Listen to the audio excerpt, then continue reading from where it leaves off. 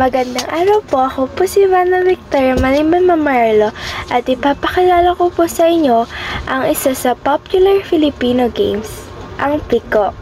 Mga kagamitan, chalk o anumang panda para sa guhit, pamato o maliit na bato na hihagis sa guhit. Paraan ng paglalaro, gumuhit ng hugis piko sa sahig, karaniwang binubuo ito ng mga parisukat na magkakasunod at may ilang parte na tig-dalawa.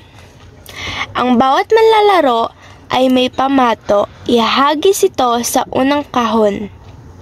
Kapag pumasok sa tamang kahon, ang pamato sisimula ng lundagin ng manlalaro.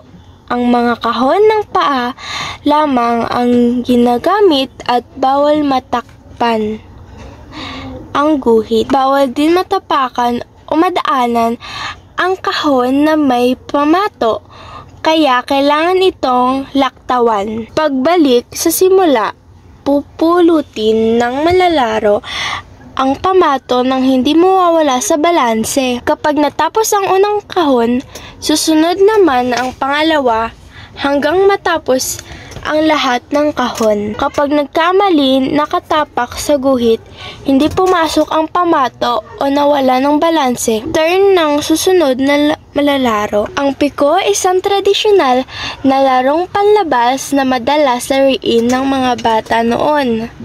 Kadalasan, itong nilalaro sa kalsada, bakuran o kahit saan may maluwag na espasyo. Ang kailangan lang natin ay chalk o bato para guhit at pamato.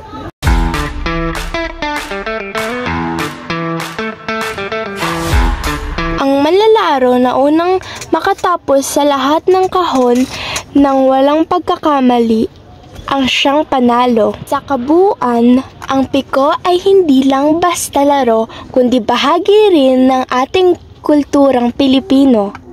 Nakatulong ito para hasain ang ating balanse, koordinasyon at higit sa lahat natututo tayong makipaglaro at makihalubilo sa iba. Maraming salamat po.